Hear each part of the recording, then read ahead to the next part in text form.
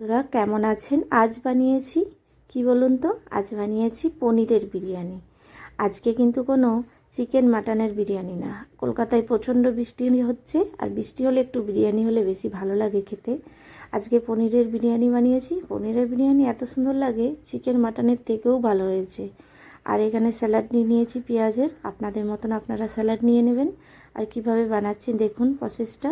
আর খুব সহজে এবং খুব তাড়াতাড়ি বানানো যায় এই পনির বিরিয়ানি। গরম জল বসিয়ে দিয়েছি গ্যাসের মধ্যে একটা কড়াতে। আর এখানে বিরিয়ানির সব গোটা মশলা নিয়ে নিয়েছি, এলাচ, লবঙ্গ, দারচিনি, সাহাজিরে। আর দিয়ে দিয়েছি 1 চামচ লবণ। আর তারপর দিয়ে দিচ্ছি 1 থেকে 1.5 চামচ সাদা তেল। আর ভিজিয়ে রেখেছিলাম চালটা তোমার 10-15 মিনিট ভিজিয়ে রেখেছিলাম। সেই চাল মানে জল ছেঁকে দিয়ে তারপরে চালটা দিয়ে দেবো এই গরম জলের মধ্যে। কিছুক্ষণ একটু সেদ্ধ করে নেব, কিছুক্ষণ করব, বেশিক্ষণ নয়, হাফ সেদ্ধ হবে, ফুল সেদ্ধ করবেন না। এই দেখুন সেদ্ধ হয়ে গেছে, দেখে বুঝতে পারছেন। এরপর একটা পাত্রের মধ্যে ছেঁকে নেব, ছেঁকে নিয়ে রেখে দিলাম। এরপরে পনিরটাকে পিস পিস করে কেটে নেব, একটু বড় বড় পিস করে পনিরটা কেটে নেব। আর তার মধ্যে হালকা সয়াবিন নিয়েছি, টক দই, ব্রেস্তার জন্য পেঁয়াজ কুচানো, আর একদম মিহি করে পেঁয়াজ আর টমেটো কুচি আর আদা রসুন পেস্ট। এগুলোই হচ্ছে আজকের এই পনির বিরিয়ানির জন্য বানানোর জন্য। এই দেখুন কীভাবে আর পনির বিরিয়ানি বানাতে গেলে কিন্তু একটু পনিরটা বড় বড় কাটবেন। আর এই দেখুন কড়ার মধ্যে হালকা ভেজে নিচ্ছি, সব কিছু ফ্রাই করে নিচ্ছি। সয়াবিনটা একটু ফ্রাই করে নিচ্ছি, কিছুক্ষণ ফ্রাই করে নিয়ে তুলে নেব। তারপরে ফ্রাই করে নেব আবার একটু আলুটাকে কিন্তু একটু প্রেশার কুকারে 2-3টে সিটিতে ভাপিয়ে নিয়েছি, তারপরে ফ্রাই করে নিচ্ছি। নুন হলুদ দিয়ে ভাপিয়ে নিয়েছিলাম। আর এই যে পনিরগুলো একটু তেলের মধ্যে ফ্রাই করে নিচ্ছি। সেই তেলের মধ্যেই দিয়ে দিচ্ছি পেঁয়াজ, কুচানো পেঁয়াজ, ব্রেস্তা বানানোর জন্য। ব্রেস্তা বানাতে গেলে কিন্তু একটু তেল বেশি লাগে কিন্তু। আর ওই তেলের মধ্যেই দিয়ে দিলাম তেজপাতা, এলাচ, লবঙ্গ।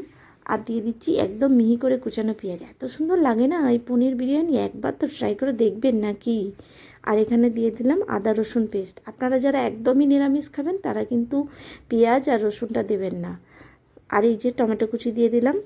আর যারা নিরামিষ বললাম যে একদম নিরামিষ খাবেন তারা টমেটো কুচি আর একটু বাঁধাকপি দিয়ে এইভাবে বানাবেন।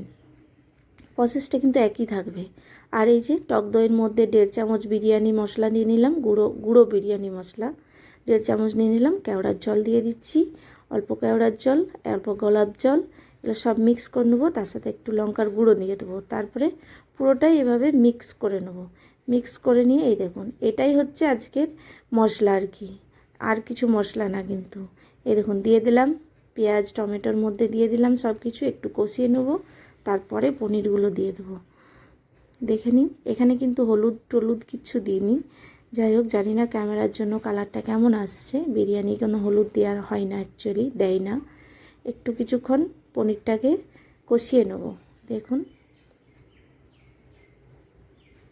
কিছুক্ষণ কষিয়ে দিয়ে দিচ্ছি একটু লবণ। তারপরে দিয়ে দেবো সয়াবিন আর আলু, একসাথে কষিয়ে নেব। একসাথে কষিয়ে নিয়ে 2-3 মিনিটের মতন কষাবেন, বেশিক্ষণ না। হালকা একটু জল দিয়ে দেবেন, হালকা একটু জল দিয়ে কষিয়ে নেবেন। জল দিয়ে কষিয়ে নিয়ে তারপরে এই যে একটা পাত্রে একটু ঘি আর একটু সাদা তেল দিয়ে ব্রাশ করে নিচ্ছি। ঘি আর সাদা তেল দিয়ে ব্রাশ করে এইভাবে বিরিয়ানিটাকে কোট করে নেব। দেখুন কিভাবে করছি। প্রথমে বিরিয়ানির চালের যে ভাতটা, যে ভাত দিয়ে দিচ্ছি রাইসটা আর কি। তারপরে এইভাবে আলু, সয়াবিন মানে পনির সব দিয়ে দিলাম। তারপরে বিরিয়ানি গুঁড়ো মশলা, আবার এইভাবে ভাত দিয়ে পরে আবার এইভাবে কোট করে নিচ্ছি। আর এই বাটির যে হলুদ কালারের দেখছেন, এটার মধ্যে হালকা দুধ আর দিয়েছি একটু কালার আর ফুড কালার, আর দিয়েছি তার সাথে একটু ঘি আর মিঠা আতর। বিরিয়ানি বানানোর জন্য এগুলো কিন্তু দিতেই হবে। আর সাইডে সাইডে পুরোটাই লাগিয়ে নিয়েছি আটা, যাতে ঢাকনাটা যে দেবো সেই গন্ধতে যাতে বেরিয়ে না যায় বিরিয়ানির, সেই জন্য ঢাকনাটা যাতে চেপে থাকে সেই জন্য।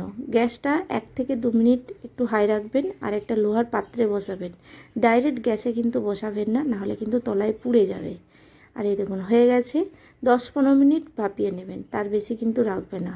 15 থেকে 20 মিনিট রাখলেই হবে, তার বেশি রাখা চলবে না।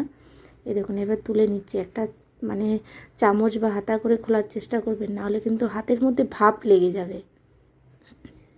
আর দেখুন তো বিরিয়ানিটা কেমন হয়েছে, খেতে কিন্তু দুর্দান্ত হয়েছে। আপনারাও একবার প্লিজ বাড়িতে বানাবেন। আর কেমন লাগলো একটা লাইক কমেন্ট করবেন, শেয়ার করবেন, আর ভালো লাগলে অবশ্যই লাইক করুন। আর দারুণ খেতে হয়েছে, একবার তো বানাবেন, খুব কম সময়ে এবং খুব তাড়াতাড়ি বানানো যায়। নমস্কার, ভালো থাকবেন। এই হচ্ছে বিরিয়ানি আজকে।